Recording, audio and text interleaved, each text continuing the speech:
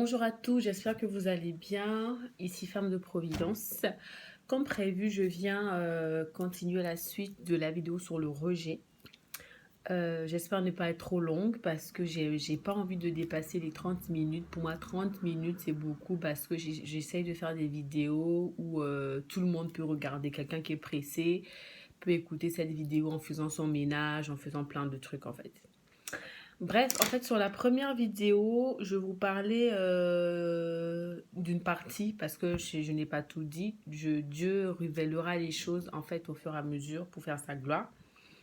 En première partie de la première vidéo, je vous parlais de comment j'ai été rejetée par mon ancienne belle famille, comment j'ai été rejetée en un mot. Aujourd'hui, en fait, je viens parler du rejet, mais je viens parler de trois inconvénients importants du rejet, en fait, qui nous éloignent de la face de Dieu. Ce que je veux dire à quelqu'un, c'est que oui, tu es victime du rejet comme j'ai été victime du rejet et que je dis souvent, peut-être que Dieu n'a pas fini de m'éprouver sur le rejet, peut-être que je suis censée être rejetée encore, mais par la gloire de Dieu, je sais qu'il a fini avec ça. Le rejet, en fait, c'est quelque chose, comme je le disais tantôt dans la première vidéo, nous n'avons pas un esprit de rejet. Ce n'est pas nous qui sommes le problème, mais ce sont des personnes autour de nous ou autour de vous, autour de toi, autour de moi, qui n'arrivent pas à reconnaître en fait la personne qui vit en toi. Parce que, en fait, à la simple différence que celui qui vit en nous est plus fort que celui qui vit dans le monde, c'est tellement simple, mais c'est un verset en fait qui parle beaucoup. C'est pour dire que de la même façon dont Dieu dit que nous sommes la lumière du monde. Et si tu vas dans un endroit, dans une maison, dans une famille, dans une société, dans une entreprise où... Excusez-moi mon fils, ça va être maman. Dans une entreprise où en fait on ne veut pas de toi, où tu rejettes en fait, dis-toi que tu es une lumière et que les ténèbres en fait n'acceptent pas la lumière. Les ténèbres rendent c'est aveugle en fait, n'accepte absolument pas la lumière, refuse la lumière. Donc, d'où en fait tu es rejeté en fait. Mais je veux parler en fait aujourd'hui de trois points très importants sur le rejet qu'il ne faut surtout pas négliger, qu'il ne faut surtout pas prendre à la légère, vraiment quelque chose de très fort. Premièrement, je voudrais parler de le douter de soi. Pourquoi je tiens à vous parler de ça? Parce que douter de soi est quelque chose de fatal qui nuit beaucoup à notre croissance spirituelle et qui nous éloigne beaucoup des bénédictions. Parce que je me servirai toujours de ma vie, de mon histoire pour appuyer en fait ce que le Saint-Esprit veut vous dire. C'est-à-dire que quand j'ai vécu le rejet, je suis à la base d'une famille aisée, comme on peut le dire.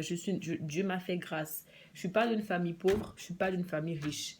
Mes parents ont toujours, Dieu a toujours fait grâce à mon père, à ma mère, de subvenir à nos besoins en fait. Donc, ma famille se place sur le rang social au milieu en fait, ni riche ni pauvre, et c'est une très bonne chose. Mais la famille que je fréquentais à l'époque, la famille du gars avec qui j'étais à l'époque et tout, était d'une famille, je dirais, pas riche, mais plus de moyens que moi. Voilà. Avait plus de moyens que moi. Et j'ai commencé à douter de moi quand ils ont commencé à me rejeter, à me dire on veut pas de toi, que t'es pas celle qu'on veut, regarde-toi un peu, plein de choses. J'ai commencé à me dire mais Seigneur, en fait, le problème c'est quoi? Parce que je suis pauvre. Vous savez, vous avez tendance à vous dire que quand une famille riche, en fait, vous rejette, vous remettez toujours en question d'abord votre rang social. Et moi, j'ai douté de ça. Je me suis dit, ah, Seigneur, franchement, ma mère, elle n'est pas pauvre quand même. Ma mère, elle n'est pas riche non plus. Je ne suis pas d'une famille pauvre. J'ai appris dans de très bonnes écoles de Libreville. J'ai été à Mbélé. Les gens savent que Mbélé, c'est pas... Voilà, j'ai quand même voyagé. Vous savez, c'est pas donné à n'importe qui de voyager. Quand tu es en Afrique, j'ai eu une très bonne enfance en fait. J'ai eu une très bonne enfance. J'ai pas mendié de l'argent. J'avais une vie épanouie. Mais quand j'ai connu cette femme, j'avais l'impression d'être la fille la plus pauvre du monde, Libreville, et parce qu'il s'appuyait beaucoup sur le matériel, c'est-à-dire que c'est une famille qui s'appuyait trop sur le matériel pour dire que nous on a ça, regarde machin. Et à l'époque, la dame en fait qui ne voulait pas de moi, c'était une dame qui s'appuyait beaucoup sur le matériel en fait, qui basait tout sur le matériel, c'est-à-dire qu'elle disait moi j'ai souffert mais j'ai réussi parce que en fait. Et j'ai commencé à douter de moi, j'ai commencé à remettre en question, à regarder ma vie, à regarder ma mère, de me dire mais je suis pauvre, vous voyez. C'était quelque chose qui m'a beaucoup affectée parce que Sur le plan financier, j'ai commencé à me remettre en question. Je me remettre en question que pourquoi elle me traite de pauvre en fait cette dame? Pourquoi elle estime que je suis pas au niveau de son fils parce que je suis pauvre en fait? Pourquoi elle se base sur le matériel en fait? Et ça m'a beaucoup affecté, ça m'a beaucoup affecté.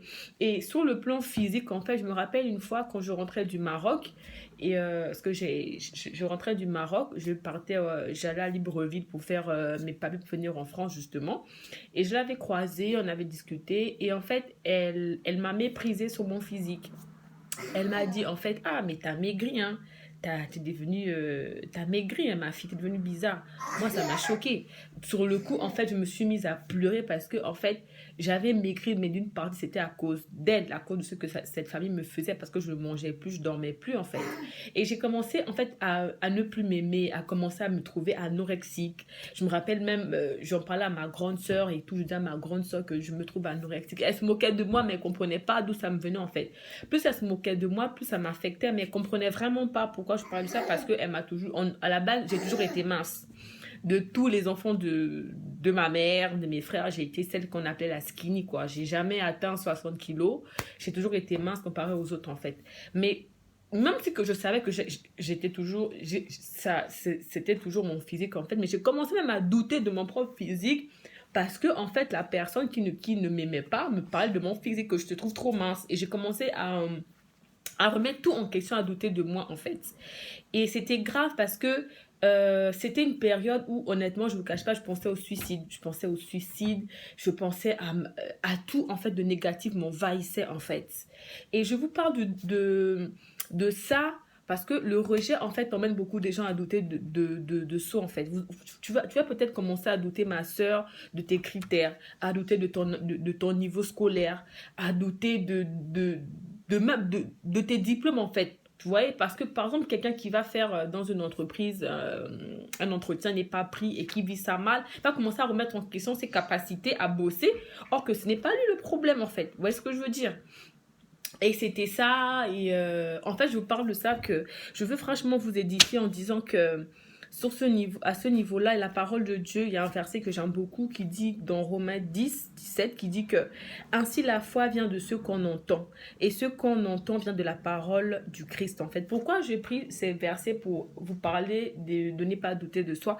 Pour la simple raison, en fait, que je doutais de moi parce que ce que j'entendais sur moi, que j'étais mince, j'ai commencé à me trouver mince. Que j'étais pauvre, j'ai commencé à me trouver pauvre. Que j'étais moche, j'ai commencé à me trouver moche en fait. Que j'allais, parce qu'elle me disait que j'allais jamais aller en France, parce que j'étais pauvre. J'ai commencé même à douter du fait que mon dossier était normal pour quelqu'un qui va aller étudier en France. J'ai commencé à remettre tout en question. Je vous parlerai dans une autre vidéo de mon échec au niveau du visa. Gloire à Dieu, on fait petit à petit, on se presse pas. J'ai commencé à douter de ça, j'ai commencé à me dire, mais c'est quoi le problème en fait? Et le simple fait que j'entendais ça en fait, et je ne connaissais pas la parole de Dieu. Et le fait de me dire qu'à chaque fois je cultivais, je suis pauvre. Parce qu'elle me disait, Lydia, tu es pauvre. Tu n'es pas au niveau de mon fils, donc tu es pauvre. Tu es pauvre, tu es pauvre. Et moi, j'avais enregistré ça, je suis pauvre, je suis pauvre, je suis pauvre. Sachant très bien que je n'étais pas pauvre. Parce que quand je vois ce que mes parents ont fait pour mes frères et moi, comme je l'ai dit au début de la vidéo, on est des familles aisées. Vous voyez ce que je veux dire? Parce qu'il y a des personnes plus pauvres vraiment, que Dieu me donne grâce en fait d'arriver au bout et de réaliser mon rêve. C'est-à-dire, mon rêve, je parlerai ça avec vous, c'est de travailler à l'UNICEF. J'aimerais bien travailler à l'UNICEF un jour, aller à l'ONU pour aider les personnes vraiment dans le besoin. C'est vraiment quelque chose que j'ai à cœur. Bref, voilà. Donc, plus vous entendez quelque chose, plus vous entendez une parole qu'on dit sur vous, plus quelqu'un déclare et prophétise en fait, et plus vous acceptez ça en fait, plus votre esprit accepte que vous êtes pauvre, vous deviendrez pauvre. Plus votre esprit accepte que vous n'en valez pas la peine, vous n'en valerez jamais la peine en fait. Plus on vous dit en fait que, je sais pas, tu vas pas épouser mon fils, par exemple, parce que moi, c'est ce qu'elle me le disait clairement, que tu vas jamais épouser mon fils. Je te dis clairement, vous savez comment les mamans africaines parlent là. Si c'est moi qui ai porté les 9 mois de mon ventre et tout, tu vas jamais épouser mon enfant, je te dis. Tu vas remuer ciel et terre, tu vas pas l'épouser et tout. Et moi, je commençais à avoir peur. Et j'en ai parlé une fois à une de mes cousines. J'avais transféré le message à ma cousine était choquée. Elle me dit, Lydia, c'est une mère de famille qui parle comme ça. Je dis, ouais, c'est sa mère qui parle comme ça. Elle me dit, non, tu blagues, c'est sûrement une fille de notre génération. Je dis, non, c'est elle qui m'a envoyé ce message. Et ce jour qu'elle m'a envoyé ce message, à l'époque, je bossais à McDo, je travaillais à McDo après les cours et tout, pour me faire un peu d'argent. Je sortais de McDo, j'étais effondrée, je me suis mise à pleurer, c'était pratiquement parce que je travaillais ce soir, j'avais fini... c'était moi qui devais finir le service et tout. Donc, on avait peut-être amené à 23 ans. Et moi, je l'avais appelé en mot tout cas, ce que ta mère vient de me dire. Il me disait toujours, mais tu veux que je fasse quoi? Tu veux que je fasse quoi? Voilà, écoute, c'est ma mère, c'est elle qui m'a mise au monde et tout ça. Et j'étais mal, je pensais au suicide. J'étais trop mal, je commençais à douter de moi, je commençais à douter de tout ce que Dieu m'avait donné comme faculté, en fait. Et je proclamais dans ma vie, en fait, que si le gars là me quitte, je vais mourir. Et quand on s'est séparés, je voyais vraiment la mort, en fait. Je voyais trop la mort, que c'est pas possible, il m'a quitté, qu'est-ce que je vais devenir et tout. Excusez-moi. Que c'est pas possible et tout. Donc, en fait, en un mot, je reviens sur le doute pour vous dire, en fait, ça ne sert à rien de douter de vous, en fait. Vous êtes ce que Dieu dit que vous êtes. Ce que vous devez savoir, c'est que qui vous êtes en Christ. Qu'est-ce que Dieu veut faire avec vous? Parce que si vous vivez certaines choses de négatif, c'est que Dieu, en fait, veut que vous preniez ça pour témoigner, en fait, de sa gloire. Parce que tout ce qu'on vit de négatif, c'est pour témoigner, en fait, de la gloire de Dieu. Le rejet n'est qu'une étape, comme je l'ai dit dans la première vidéo, n'est qu'une étape, en fait. Ne vous laissez pas déstabiliser par ce que vous entendez, en fait. Moi, j'ai failli perdre ma vie. J'ai failli perdre ma vie parce que j'ai été rejetée, parce que cette dame, je l'aimais vraiment comme ma propre mère, en fait. Je l'aimais vraiment comme ma propre mère. Et je ne m'attendais pas à ce qu'elle me fasse ça, en fait. Et je ne m'attendais pas surtout à cette trahison au niveau du gars avec qui j'étais, parce que pour moi, il me disait qu'il m'aimait, mais c'est pas ce qu'il a montré en un mot. Et c'était un peu ça, quoi. C'était bizarre, c'était terrible, des filles. Donc, ne doutez pas de vous, en fait. Rappelez-vous que vous êtes ce que Dieu dit que vous êtes, en fait. Vous êtes belle à votre image. Ma soeur, si tu es obèse, si tu es gros, si tu fais 200 kilos, que le gars avec qui tu es là, ou ta belle-mère ne veut pas d'une femme obèse, dis que c'est pas grave, qu'il y a quelqu'un sur cette terre-là, comme je dis souvent, qui prie, en fait, qui veut avoir une femme obèse. Si tu es maigre là, si tu es anorexique là, tu vois, et que, par exemple, ton gars là dit qu'il n'aime pas les filles minces comme nous autres là. Moi qui suis, hein, je sais même pas combien de kilos, je ne sais même pas, ni un bien, car 54 kilos ou 58 kilos. Vous qui êtes dans les 54 ou les 58 kilos là, qu'on ne veut pas de vous là, c'est pas grave, c'est qu'il y a un gars là-bas qui prie pour avoir une go comme toi. Donc, ne remettez pas en question qui vous êtes. Prenez-vous en main en fait. Quand on te dit que tu es pauvre, prophétise que en Jésus-Christ, je suis déjà prospère. Si on te dit que je ne sais pas, tu es maigre, prophétise que le corps que Dieu m'a donné, parce qu'il estime que l'homme qui va venir me demander en mariage va m'aimer avec le corps que j'ai en fait. Grosse, moyenne, obèse, ne regardez pas ça. Pauvre et prospérité, c'est Dieu qui fait le riche, c'est Dieu qui fait le pauvre et tous deux sont jugés au même niveau. Mais la différence est que un bien mal acquis là, si tu es prospère, mon frère, ma soeur, et que si tu sais que tu l'as gagné de la manière honnête, tu n'as rien à te reprocher. Mais si tu sais que tu as gagné de la manière malhonnête, sois-en sûr que, comme la même façon dont Dieu fait le ciel et il fait le jour et la nuit, là, tôt ou tard, un bien mal acquis ne rend pas gloire à Dieu. Et que tu le veuilles ou non, ça va chuter. On voit bien les grands de ce monde-là, en fait, tomber à cause des biens mal acquis. Pourtant, c'était des gens qui marchaient sur l'or, mais que Dieu a réduit au néant pour la simple raison que derrière leur bénédiction, il n'y avait pas Dieu, en fait. Donc, si on te dit, je ne sais pas, ma chérie, que tu n'es pas au niveau de leur fils, tu n'es pas au niveau de leur fille, si tu as la conviction que c'est l'homme de ta vie, que Dieu veut vraiment que ce gars-là, même si la belle famille ne veut pas de toi, mais que tu as cette conviction que c'est l'homme de ta vie, en fait, mets Dieu de ton côté.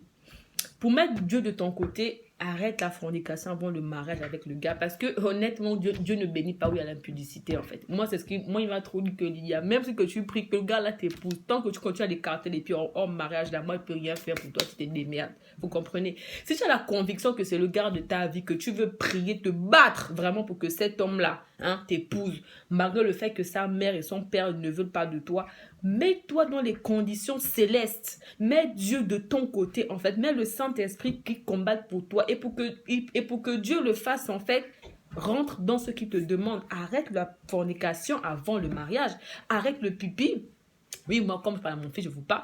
Arrête le pipi avant le mariage. Convertis-toi, en fait. Vis ta sanctification et la consécration. Même si que le gars te dit que oui, ça fait 4 mois, tu m'as pas donné, machin, tout ça, on se sépare. Dis que c'est pas grave. Que si tu es mon gars là, tu vas aller tourner, mais tu vas revenir. Pour la simple raison que toi, en tant que femme, tu vis ta sanctification et ta vie de prière. Parce que ça ne sert souvent à rien. Je dis souvent, ça ne sert souvent à rien de vouloir faire les grandes plaires que Seigneur qui m'épouse. Et puis tu es comme ça. Seigneur qui m'a demandé la main à ma mère pour la plus grande gloire. Mais si tu continues à vivre dans le péché, ce n'est pas Dieu qui exauce ta prière. Je suis désolée de te le dire, ce n'est pas Dieu. C'est-à-dire qu'il t'épousera, oui, il n'y a pas de souci, mais donnez-vous rendez-vous dans 10 ans dans le mariage. Parce que Dieu te donne ce que tu veux, il n'y a pas de souci. Mais quand tu n'as pas respecté les normes, en fait, qui t'a d'abord prescrit au début, c'est bad, quoi. No way. Donc, je pense que j'aurais même pas le temps de parler de... Bon, on va aller vite, parce que moi j'aime trop parler à barla. Bref. Et dans le deuxième point, en fait, je voulais parler avec vous du non-pardon. En fait, cultiver le non-pardon, cultiver la rancune, en fait. C'est quelque chose de très important parce que la parole de Dieu nous demande de nous supporter les uns les autres, en fait. Et ça, c'est dur. Quand Dieu te demande de supporter quelqu'un qui t'a fait du mal, de prier, de pardonner, je vous dis, papa, c'est dur.